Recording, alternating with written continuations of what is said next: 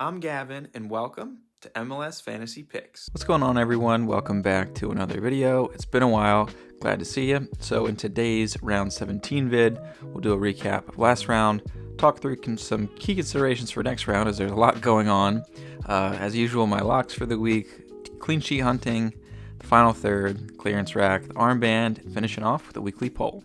Looking at last round, I mean, it was fine. I got an 82. So overall, or my week rank was 1,248. My overall rank didn't change much. I think I went down to 165. It used to be 160. So a good week for a strange week, honestly. Taking a look at the squad, the majority of my bench flopped. So I had Hansen and Maxo, which did not work out with Colorado losing that game, giving up their clean sheet. Forey got me a 5, so with the strangeness of the week, I just went ahead and took it, and then DaCosta only got a 2, so I did not keep that. So yeah, I guess good performers. Luongo, of course, good captain pick. Good to see Joveljic with the goal, though that did cancel out my clean sheets for LAFC. Pirani's 4, not great. Zinkernaga with the 10, awesome. Mihailovic. So yeah, pretty average week. Feel like it was a pretty average score, not too much change, which is good. Don't want to drop too much in these weird weeks. If you did have a good differential like Barlow's hat trick or any of those Chicago guys, good looks there. But yeah, fine week, strange week, on to another mad week that is MLS Fantasy. All right, so probably the most important part of the video is this whole key considerations for the round. So right now we've got the Club World Cup starting soon and the Gold Cup. So all starting this week or weekend. So basically this means MLS teams aren't going to be available, as well as players due to international call-ups. So for the Club World Cup, we've got Seattle, Miami, and LAFC competing in that. So they won't be participating in the MLS, so you won't have access to them from a fantasy standpoint. So keep that in mind. And then with Gold Cup beginning, there's another international friendlies and matches. There's a lot of international call-ups. So I added a link in the description of this video. It's an MLS published article outlining all of the different players that have been called up due to the international window. So yeah, this is really helpful when looking at your team, of course, to see those players who aren't available. But when you're looking at matchups, which teams are missing a lot of their key players. So as you saw in that DC game versus Chicago absolutely destroyed them. I never watched the recap or anything, but just that scoreline was a bit crazy. So see if there's any, huge, I guess, one team outweighing the other in terms of like players that are missing. Think of how that impacts, your current stars, things like that. So that's just sort of the guidelines for this week.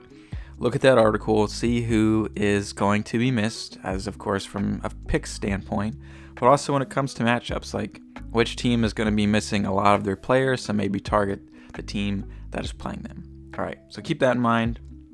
And then there's also some bye teams, or Toronto is on bye this week, so I think there's 4 teams in total you won't be able to select from. So Seattle, Miami, LAFC, and Toronto, you can use those teams for your switcheroos and auto-roos and all that. So let me know in the comments if you guys have any questions about this, as this is quite a weird week, and definitely reference that article that I posted in the description. Taking a look at my locks for the week, these are my favorite players for the week that I will be starting, most likely captaining, and will not be scrubbing out. So my locks for the week this week are probably the lightest amount of locks that I've had so far this season. I've only got Wagner and Heel. Both are at home.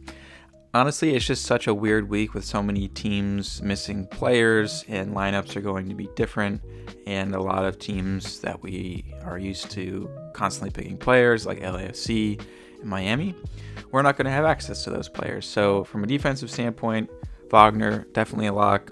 He'll be playing. He didn't get caught up or anything, and they're at home against Charlotte, so I like that matchup. And then from a midfield standpoint, Heel has been quite dominant. A lot of the other midfield guys that are our normal go-tos are away, so a bit less appealing this round. But Heel, a good home matchup against Cincinnati. New England won't be missing too many players. I don't think Cincinnati are either, but Heel's floor is so strong. He's a lock for me this week. And up top, surprisingly, no locks. Plenty of players to pick from this week. Clean sheet hunting. So these are my favorite keeperoo picks for the week. as well as my defenders that I'll be looking at from a clean sheet perspective and those that have an attacking upside. So defensive plays that I like this week, I'll do my best not to call out specific players as, I'm not sure what lineups are going to look like. These are mainly teams that I'm looking at. So from a clean sheet hunting standpoint for like keepers, for like a keeperoo, from the early games, I'll probably do like an NYCFC. I have no idea who will be playing in backup for free, so I have Romero here. It could be the other guy. Either way, just keep that as NYC. And then from the late games, I do like Philly, though I think Semle might be in if Blake got caught up. And he's not my favorite Philly keeper. So I also like Stuver from Austin, as well as RSL's keeper for the keeperoo standpoint. So those are like the keepers that I'm looking at for the week, looking for those clean sheets. And then from a defensive standpoint, I do have Feingold here if he is playing out of position. It's a good matchup against Cincinnati as they let in some goals, and he was on a tear a couple weeks ago. So like him, Wagner, of course, I called out, not pictured here. And then Dorsey. Dorsey's sort of on the outside back position at home against Montreal. He's also put up some big points recently. And then some other plays that I like, similar to my keeper picks. Anyone from Austin or anyone from RSL, Biro and Glad could be some good names to look at. So not specific defenders this week. Just keep a look at lineups. I'll probably be doing an auto-roo and just starting 3 defenders outright. The final third. These are my favorite midfield and forward picks for the week. As I said, Carlos Heel, a lock for me this week.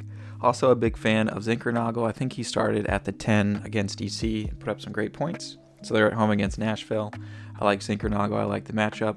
Mihailovic as well. A bit disappointing with no goal contributions, but very impressed by 8 points last week, even with the loss. So they're at home against Orlando, who will be missing some players. I think Alese got caught up as well. So I like him. Evander I've been a bit disappointed in recently, so he might be on the bench this week, and they are away. But usually when he lets you down and you fade him, he pops off, so expecting that this week. So I'll probably find him on my bench.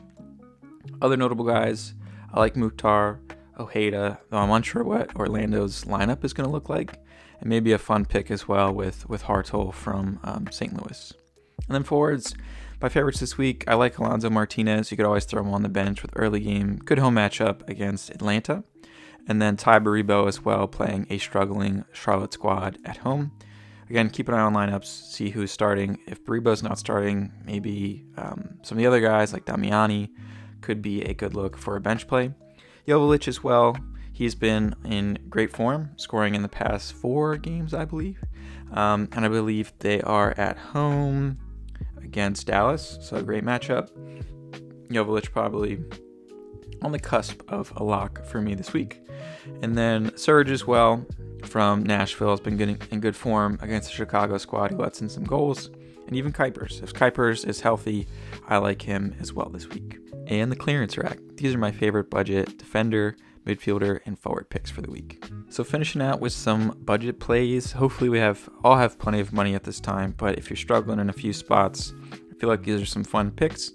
Andrew Gutman, only 7.0. I don't expect a clean sheet necessarily, but he has been involved on the attack. He's an outside back role, only 7 mil. And Akil Watts as well, if he gets to start. Put up some big points last week due to a goal. Always worth the bench shout with only 5.10 million. Usually plays like a defensive midfield role, not so much in an actual defender. And then midfield, you've got Hannes Wolf. He's been contributing a decent amount recently. He's only 9.3 million, so not too expensive. And he could be a fun bench play, bit of a differential as well at home against Atlanta. And then Hartl as well, a 5, not great, but no goal contributions. Could be a good opportunity at home against the Galaxy, and only 8.7. And then up top, Jason Russell-Rowe. I believe Vancouver will be missing plenty of players. Columbus will as well. So see, where he's at, what the lineups are looking like.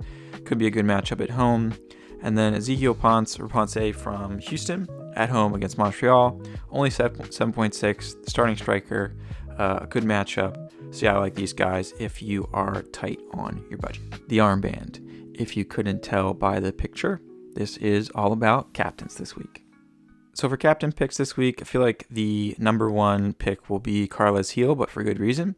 New England's at home against Cincinnati. He's got a great floor, and we all look for a bit of stability in these strange weeks of fantasy like the one upcoming.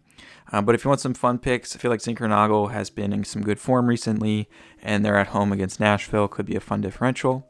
And Joveljic as well. Good home matchup against Dallas if you're one to captain a forward. I normally do not, but hey, want to have some fun. Look at Joveljic. He's in some good form with a great matchup.